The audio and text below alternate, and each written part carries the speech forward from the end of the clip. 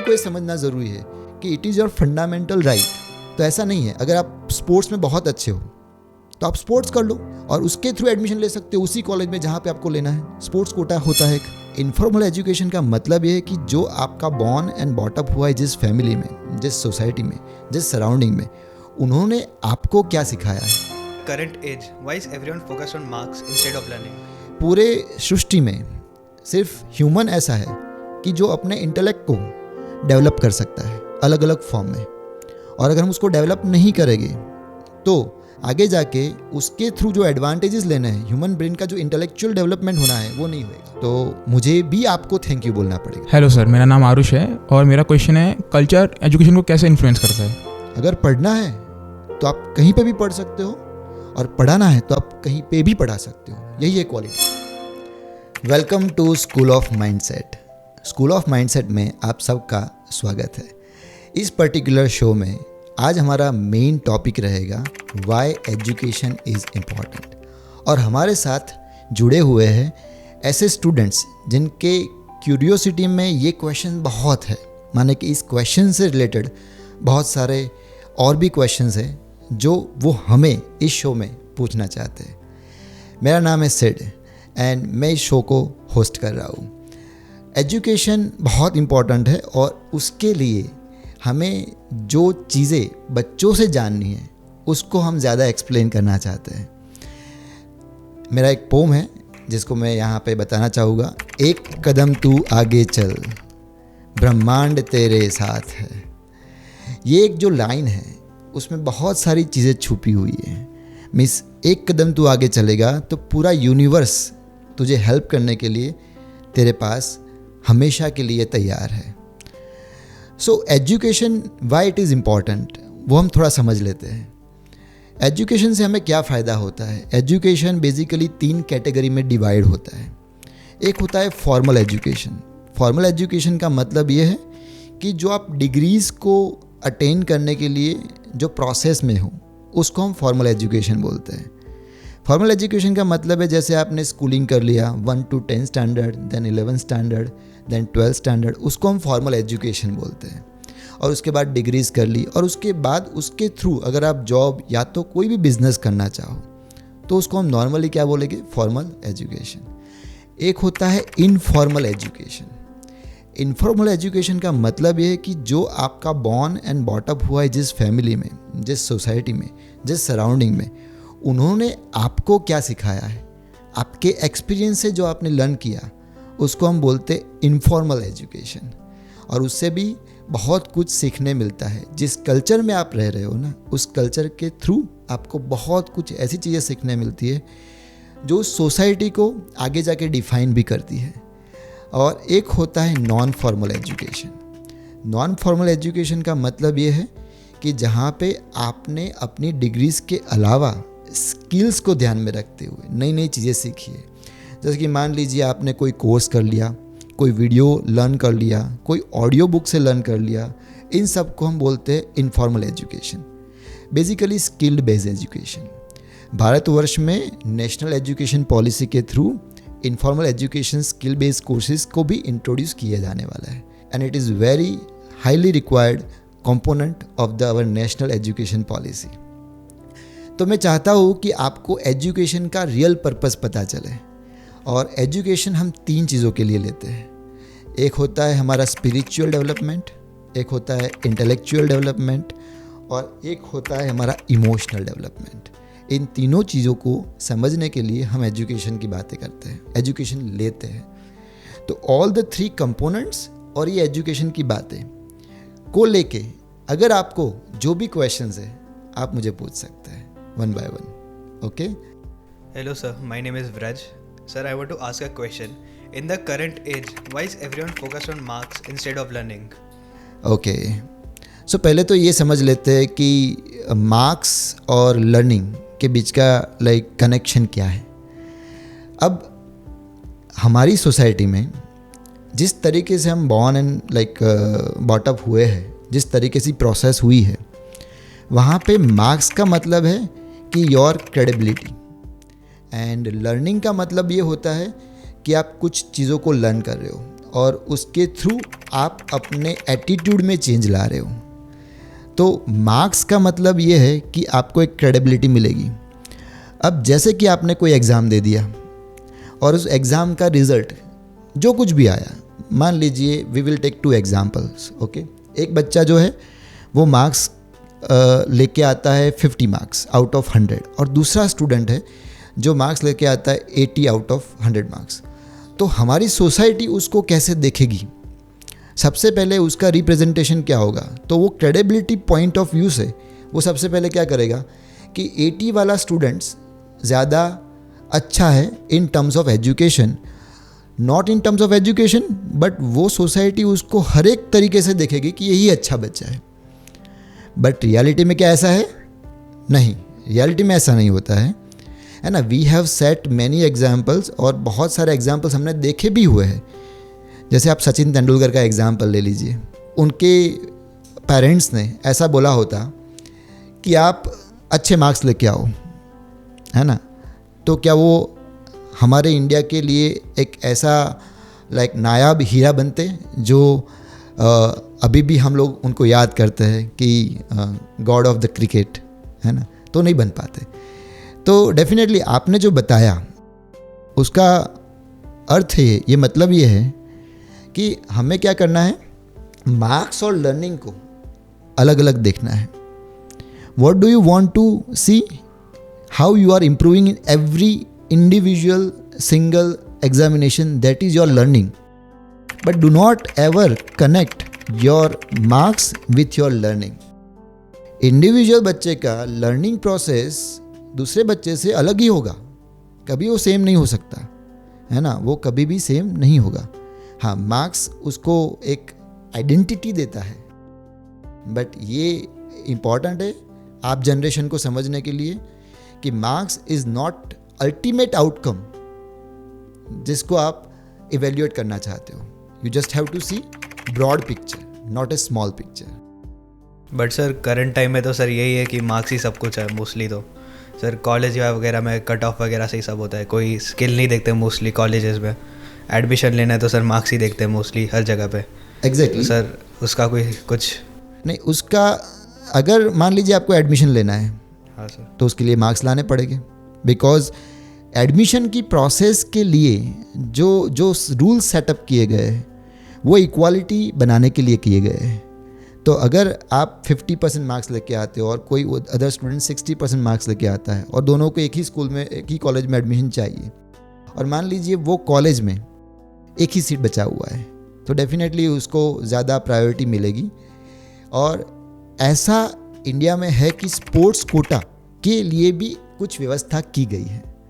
तो ऐसा नहीं है, अगर आप स्पोर्ट्स में बहुत अच्छे हो तो आप स्पोर्ट्स कर लो और उसके थ्रू एडमिशन ले सकते हो उसी कॉलेज में जहाँ पे आपको लेना है। स्पोर्ट्स कोटा होता है एक, है ना। तो our universities and colleges are supporting, but आप ऐसा चाहते हो कि मैं स्पोर्ट्स भी नहीं करूँगा, मैं पढ़ाई भी नहीं करूँगा, तो किस तरीके से आप उस कॉलेज में एडमिशन लेना चाहोगे, किस बेसिस पे आप अपना क्लेम करोगे जो आपको बेटर बनाएगा।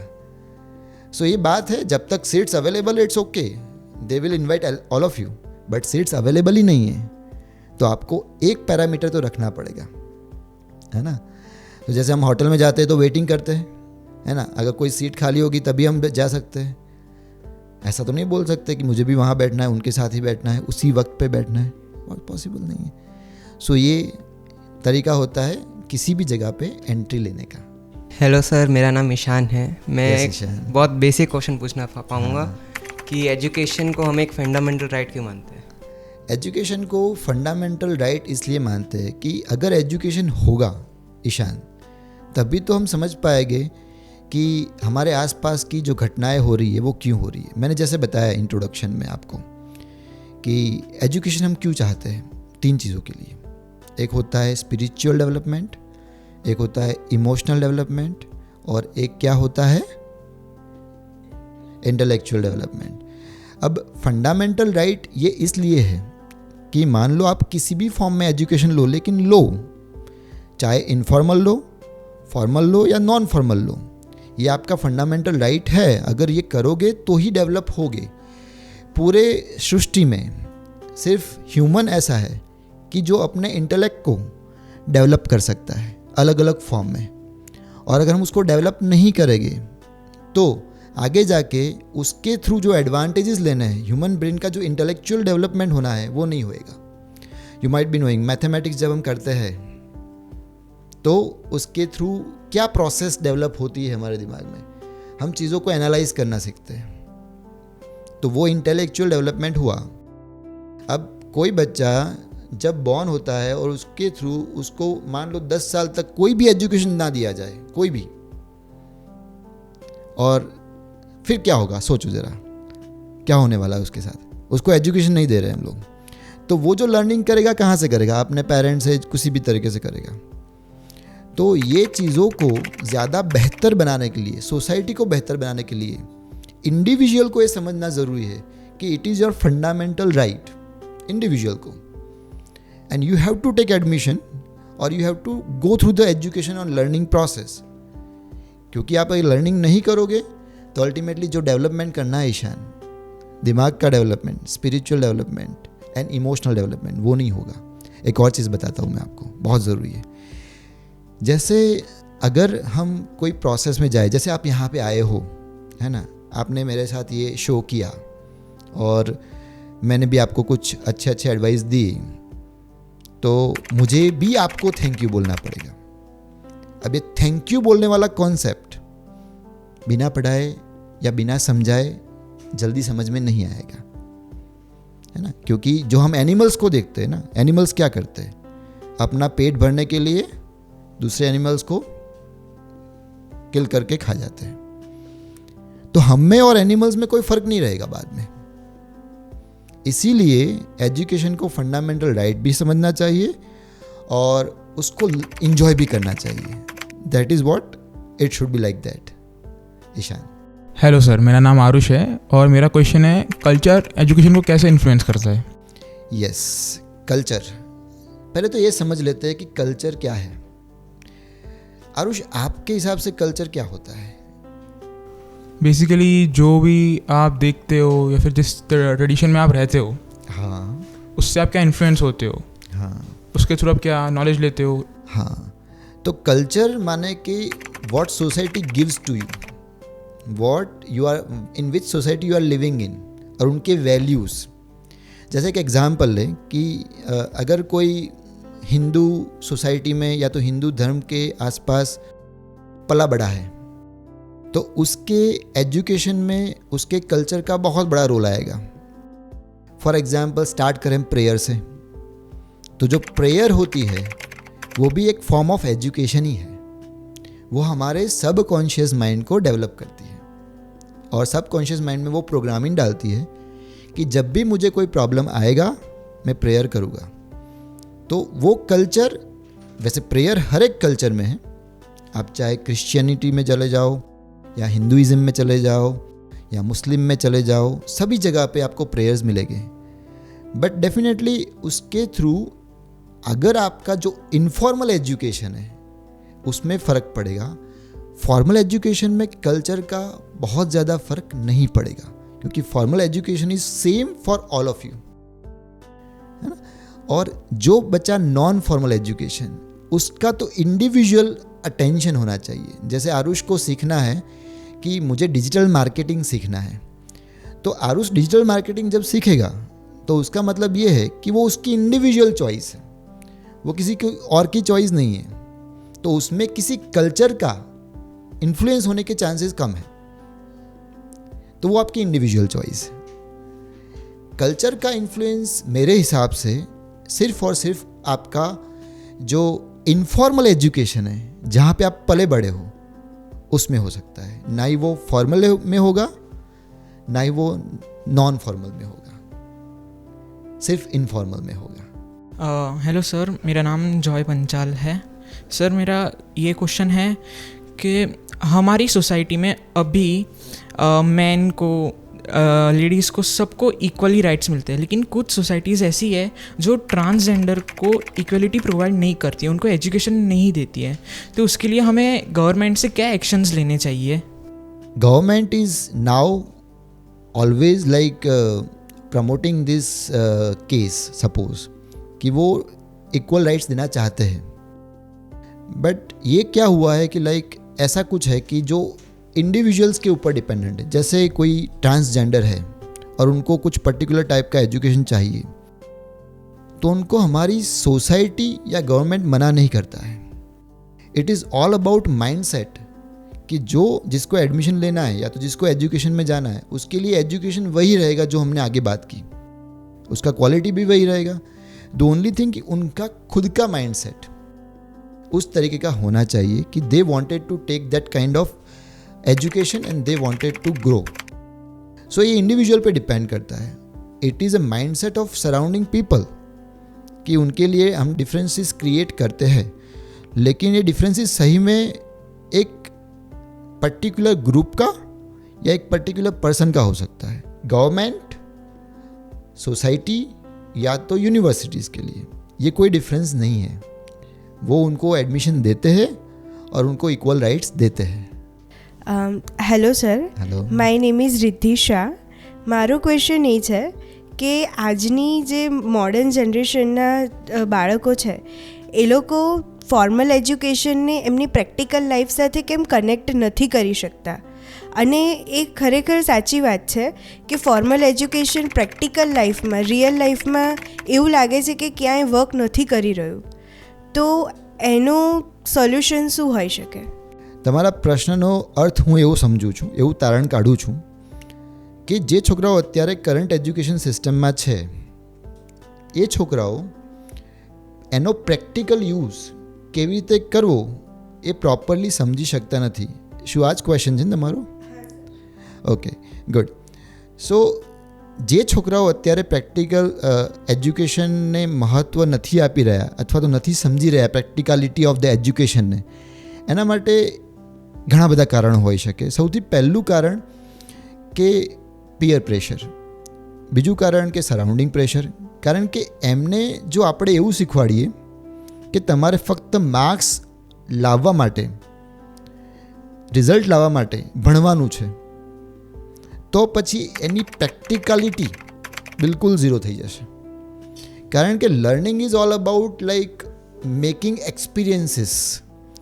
લર્નિંગ એટલે એક્સપિરિયન્સીસ મેળવવાના હોય છે. તો એ એક્સપિરિયન્સીસને અપ્લાય નહીં કરીએ તો એનો કોઈ જ અર્થ નથી.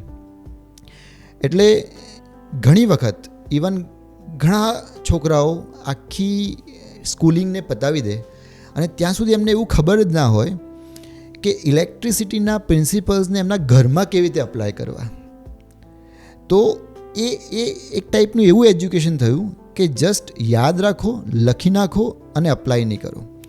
એનું બીજું કારણ રીતિ આવું હોઈ શકે કે જે પ્રેક્ટિકલમાં યુઝ નથી કરતા, બિકોઝ એ એવા બેકગ્રાઉન્ડમાંથી આવે છે કે જ્યાં પોતે ઘરમાં એક પેટર્નથી જ ચાલવું જોઈએ એવો એક નિયમ બનાવી દીધો છે. એટલે જ્યારે એ એજ્યુકેશન લેવા જાય છે ત્યારે એક અલગ વ્યક્તિ તરીકે જાય છે અને જ્યારે ઘરે આવી જાય છે ત્યારે એક અલગ વ્યક્તિ બની જાય છે બિકોઝ ઓફ ધ ઘરના અંદરના કલ્ચરના કારણે. એટલે માન લો કે અત્યારે કોઈ બાળક ઇંગ્લિશ મીડિયમમાં ભણી રહ્યું છે તો અને એના પેરેન્ટ્સ ગુજરાતી છે, તો ઘરમાં તો ગુજરાતી વાતો થવાની, પણ જ્યારે એ ઇંગ્લિશ મીડિયમ ભણી રહ્યું છે એટલે સ્કૂલમાં જાય છે ત્યારે એને ઇંગ્લિશમાં વાતો કરવાની છે. પણ ઘરે આવીને એ પોતાના એજ્યુકેશનનો યુઝ અથવા તો સક્ષમ નથી કરી શકે પ્રોપરલી, કારણ કે પેરેન્ટ્સ નથી બોલતા, એમની સાથે ઇંગ્લિશમાં વાતચીત નથી કરી શકતા, અથવા તો નોર્મલ હેબિટના કારણે પણ નથી કરતા. એટલે બંને કારણ હોઈ શકે કે એ એમના ઇંગ્લિશ લેંગ્વેજનો યુઝ એ ઘરમાં નથી કરી શકતા. લેંગ્વેજ કોઈ પણ હોય, પણ આ એક જસ્ટ એક્ઝામ્પલ છે કે આવું કારણ હોઈ શકે કે હેબિચ્યુઅલ બિહેવિયર. એને માઇન્ડસેટની લેંગ્વેજમાં સબકોન્શિયસ માઇન્ડ કહેવાય, કે જે ઓલરેડી ટ્રેન થયું છે એક જ પ્રકારની રીતથી કોઈ પણ વસ્તુને જોવા માટે, અને એ બહુ જ ડેન્જર છે. એટલા માટે સરાઉન્ડિંગ સોસાયટીના પ્રેશરના કારણે એક તો માર્ક્સવાળું પ્રેશર, એક હેબિચ્યુઅલ બિહેવિયર, એ કારણ છે કે પ્રેક્ટિકાલિટી નથી આવતી. પણ હવે જમાનો, સમય ચેન્જ થઈ રહ્યો છે, એટલે બાળકો અને ઘણા બધા ટીચર્સ અને ભારતમાં જે મૂવમેન્ટ થઈ રહી છે એની ઉપર ઘણું વર્ક કરી રહી છે. નવી એજ્યુકેશન પોલિસીની અંદર ઘણા બધા એવા ચેન્જીસ થઈ રહ્યા છે કે જેનો સીધો સ્કિલ્ડ બેઝ તમે ઉપયોગ કરી શકો તમારા રૂટીન લાઈફમાં પણ, and that has to be done. એ ખૂબ જ સારું એજ્યુકેશન કહેવાશે. થેન્ક યુ રીતિ. આને આ જ ક્વેશ્ચનના સોલ્યુશનને તમે 3 સ્ટેપ્સમાં કહી શકો, એકદમ નોર્મલ એપ્લિકેશન બેઝડ 3 સ્ટેપમાં. ઓકે, આનું સોલ્યુશન એક જ છે કે સૌથી પહેલાં જે બાળકો ભણવા જાય છે એ બાળકોના પેરેન્ટ્સે આની લીડ લેવી પડશે. કારણ કે બાળકો તો નાના છે, એમને તો જે તમે પીરસશો ને એ બધું એક્સેપ્ટ કરી લેશે. એક તમને એક્ઝામ્પલ આપું કે આપણે 2 બાળકોનો એક કેસ લઈ લઈએ. એક બાળક ચાઇનામાં જન્મ લે છે અને એક બાળક ગુજરાતમાં જન્મ લે છે. હવે ગુજરાતવાળું બાળક આપણે ચાઇના મોકલી આપીએ થોડા વર્ષો માટે, અને ચાઇનાવાળું બાળક આપણે ગુજરાતમાં લઈ આવીએ થોડા વર્ષો માટે. તો એ ચાઇનામાં જન્મેલું બાળક પરફેક્ટ ગુજરાતી બોલશે અને ગુજરાતમાં જન્મેલું બાળક એ ત્યાં ચાઇનીઝ લેંગ્વેજ જે પણ એમની લોકલ લેંગ્વેજ હોય એ શીખી જશે. એટલે પહેલું શરૂઆત થાય છે સરાઉન્ડિંગ એટમોસ્ફિયર અને પેરેન્ટિંગથી. એટલે પહેલું પરિબળ તમે એની સુધારો કે હેબિચ્યુઅલ બિહેવિયરને સુધારો. બીજું, તમે લર્નિંગ ઉપર વધારે મહત્ત્વ આપો, ના કે માર્ક્સ ઉપર. માર્ક્સ એક બાય પ્રોડક્ટ બની જશે જો લર્નિંગ પ્રોપર હોય તો. એક 3 ઇડિયટ મૂવીમાં એક ડાયલોગ પણ છે આનો સરસ કે સ્કિલ ઉપર વધારે મહત્ત્વ આપો, માર્ક્સ ઉસકી બાય પ્રોડક્ટ બન જાયગા. આવો કંઈક ડાયલોગ છે, મને એક્ઝેક્ટ ડાયલોગ તો યાદ નથી, પણ આ જ વસ્તુ ઉપર એનું મહત્ત્વ આપ્યું છે. અને ત્રીજું, always look four applications. Application તમે અપ્લાય કેવી રીતે કરી શકો, તમે જે ભણ્યા છો, જે પણ સબ્જેક્ટમાં જે પણ ભણ્યા છો એને તમે અપ્લાય કેવી રીતે કરી શકો એ તમે હંમેશા ધ્યાનમાં રાખો. એન્ડ જસ્ટ એક એફર્મેશન જો બાળકો મોટા હોય તો બોલી શકે, I want to apply this, I want to apply this, I want to apply this. તો એક એફર્મેશનથી પણ તમે એને સરસ રીતે ફ્રેમ કરી શકશો. એટલે પહેલું હેબિચ્યુઅલ બિહેવિયર, બીજું લર્નિંગ આસ્પેક્ટ, અને ત્રીજું application. Apply apply apply apply. How do I apply apply apply, અને એ ચેન્જ લાવશે. Okay sir, thank you.